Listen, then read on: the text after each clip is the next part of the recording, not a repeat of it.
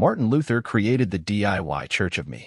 Prophet Martin Luther wrote, "For in matters of faith, every Christian is his own pope and church, and he cannot hold or observe anything that may in any way endanger the sincerity of his faith."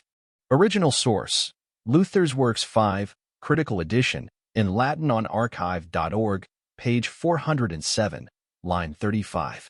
Link in the original article. Based on the principles of logic and reason, Luther's statements cannot be condoned or ignored. They directly express an extreme view that undermines authority, tradition, and shared values, which are essential for social order and continuity. Subjectivism, where each individual relies solely on their own personal whim and opinion, leads to chaos and confusion. It is contrary to the stability provided by orthodoxy, which relies on established doctrine and teachings.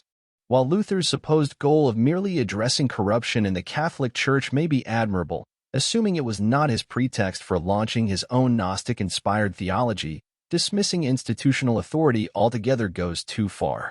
Some degree of hierarchy and tradition are still needed to maintain unity of identity and belief. Without them, Christianity descends into countless conflicting denominations and opinions, held together by tenuous links but divided by contradictions. And this is exactly what happened. He ranted against it, calling it Schwärmerei, but he directly caused it. Radical subjectivism also undermines the timeless, objective truths of Scripture by elevating private interpretation above all else. Personal whim alone does not provide objective standards of truth necessary to guide the Christian Church. Subjectivism that untethers Christianity from the anchors of ancient orthodoxy and tradition sends the faith adrift, with nothing to prevent disunity and disorder. Liberty requires limits to prevent chaos, and tradition provides time-tested wisdom. From a logical and philosophical perspective, Luther's words here cross into endorsing a relativism that induces radical disorder, threatening both church and society. As I have noted before, Luther's views lent themselves easily to Nazi propaganda for good reason. No matter Luther's high status as regards the Reformation, these extreme statements should not be condoned or ignored. They express a view at odds with reason, truth, and the ancient principles of the Christian faith. Luther's views as expressed here are philosophically and theologically untenable.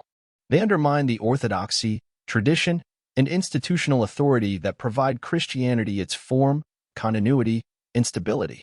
In short, subjectivism alone cannot guide the Church or support civil order. Liberty requires limits, and tradition safeguards truth. Luther's words endorse chaos-inducing relativism, threatening church and state. They find philosophical and theological support only in heresy, not in orthodoxy. They are his propaganda, not truth. He brought disorder and disunity, not order or greater unity. No matter Luther's supposed virtues or the need for reform, these words cross the line into the dangerous territory of radical subjectivism. Reason and faith alike condemn them. This article is available on the Ko-fi page linked in the description. If you like this concise content by Lloyd de Jong, please subscribe on Ko-fi for more, and support more of this work there. Here on YouTube, please like the content with the thumbs up, share it, and subscribe to the channel.